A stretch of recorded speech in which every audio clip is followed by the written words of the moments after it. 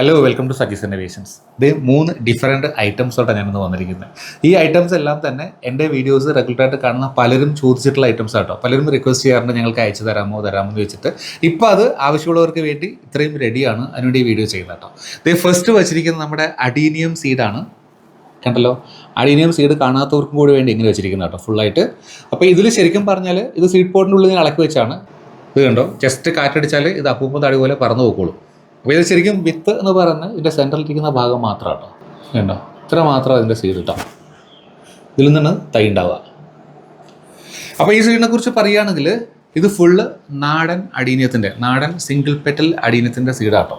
എന്നോട് പലരും ചോദിക്കാറുണ്ട്, എൻ്റെ വീഡിയോസ് കാണുമ്പോൾ പലരും ചോദിക്കാറുണ്ട് എനിക്ക് എന്താ പറയുക മഞ്ഞയുടെ സീഡ് തരാമോ, അല്ലെങ്കിൽ വെളുത്തതിൻ്റെ സീഡ് തരാമോ, മൾട്ടിപെറ്റലിൻ്റെ സീഡ് തരാമോ എന്നൊക്കെ ചോദിക്കാറുണ്ട്.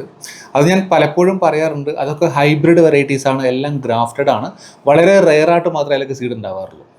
ഇല്ലപ്പോൾ ഞാൻ കുറച്ച് പേർക്ക് കൊടുത്തിട്ടുണ്ട്. മുമ്പ് ഞാൻ ഈ നാടൻ വെറൈറ്റിയുടെ സീഡും കുറേ പേർക്ക് അയച്ചു കൊടുത്തിട്ടുണ്ട്. അപ്പോൾ ഇപ്പോൾ എന്തായാലും ഇത്രയും സീഡുകൾ എടുക്കാനുണ്ട്, അതിൽ തരാൻ വേണ്ടി ഞാൻ എടുത്ത് വച്ചിരിക്കുന്നതാണ്. അപ്പം ഒന്നും കൂടെ പറയുകയാണ്, ഇത് ഒന്നും ഗ്രാഫ്റ്റഡോ അല്ലെങ്കിൽ ഹൈബ്രിഡ് വെറൈറ്റീസിൻ്റെയോ സീഡല്ല, നാടൻ വെറൈറ്റീസിൻ്റെയാണ്. ഈ നാടൻ വെറൈറ്റീസിൻ്റെ സീഡ് ഇടുമ്പോൾ എനിക്ക് പലപ്പോഴും വെറൈറ്റി പൂക്കൾ ഉണ്ടായിട്ടുണ്ട് എന്ന് നിങ്ങളെ കാണിച്ചിട്ടുണ്ട്. അത് കാണുമ്പോഴും പലരും ചോദിക്കാറുണ്ട് നാടൻ വെറൈറ്റിയുടെ സീഡ് തരാമോ എന്ന്. അപ്പോൾ അത് അവിടെ ഇരിക്കട്ടെ, അഡീനിയം. രണ്ടാമത് എനിക്ക് കാണിക്കാറുള്ളത് നമ്മുടെ നിത്യവഴുതനയുടെ സീഡാണ്. വളരെ വെറൈറ്റിയും വളരെ ടേസ്റ്റി ആയിട്ടുള്ള വെജിറ്റബിളാണ് നിത്യവഴുതന. അപ്പോൾ ഇതിനെക്കുറിച്ചും ഒരു വീഡിയോ ഞാൻ മുമ്പ് ചെയ്തിരുന്നു. നിത്യവഴുതന നടുന്നത് മുതൽ അതിൻ്റെ കായെടുത്ത് ഇവനൊരു കറി ഉണ്ടാക്കി ഞാൻ കാണിച്ചായിരുന്നു. അപ്പോഴും ഞാൻ പറഞ്ഞു അതിൻ്റെ കുറച്ചധികം സീഡ് ഉണ്ട്, ആവശ്യമുള്ളവർ കവർ അയച്ചു കഴിഞ്ഞാൽ അതിൻ്റെ സീഡ് അയച്ചു തരാമെന്ന് പറഞ്ഞിട്ട്.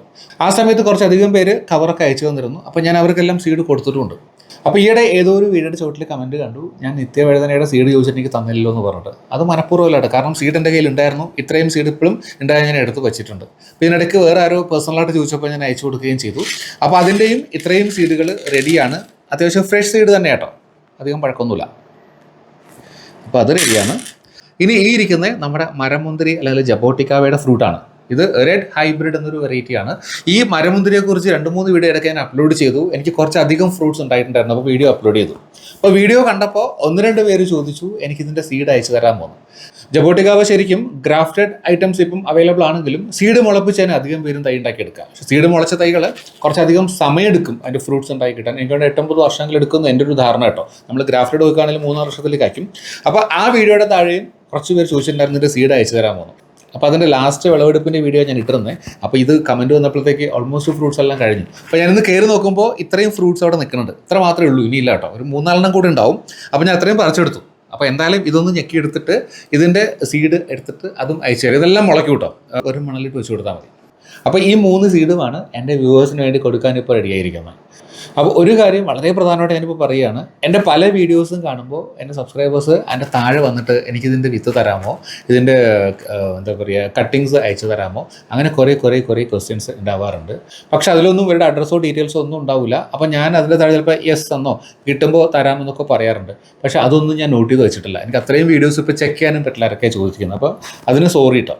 അപ്പോൾ ഇപ്പോൾ എനിക്ക് ചെയ്യാവുന്നത് ഈ വീഡിയോ കണ്ടിട്ട് ഇതിൽ നിങ്ങൾ ആവശ്യം അറിയിക്കുക എന്ന് വെച്ചാൽ ഞാൻ സാധാരണ എനിക്ക് വാട്സാപ്പ് ചെയ്താൽ മതി ഞാൻ ചെയ്യുമെന്നൊക്കെ പറയുന്നത് കുറച്ച് ഭയങ്കര ബുദ്ധിമുട്ടുള്ള കാര്യമാണ്, കുറച്ച് അധികം പേര് ചോദിക്കുന്നത് കാരണം. അപ്പോൾ ഇതിൽ ഏതെങ്കിലും സീഡ് നിങ്ങൾക്ക് ആവശ്യമുണ്ടെങ്കിൽ ഞാൻ വീണ്ടും പറയുന്നു, മുമ്പ് റിക്വസ്റ്റ് ചെയ്തവർക്ക് ഒന്നും കൂടെ അയക്കേണ്ടി വരും കേട്ടോ, കാരണം ഞാൻ ഓർക്കുന്നില്ല അത് പലരുടെയും പേരും കാര്യങ്ങളും ഒന്നും. അപ്പോൾ നിങ്ങൾ ചെയ്യേണ്ടത് നിങ്ങളുടെ അഡ്രസ്സ് എഴുതി സ്റ്റാമ്പ് ഒട്ടിച്ച ഒരു കവർ എനിക്ക് എൻ്റെ അഡ്രസ്സിൽ അയച്ചു തരിക. ബൈ പോസ്റ്റായിട്ട് അയച്ചാൽ മതി.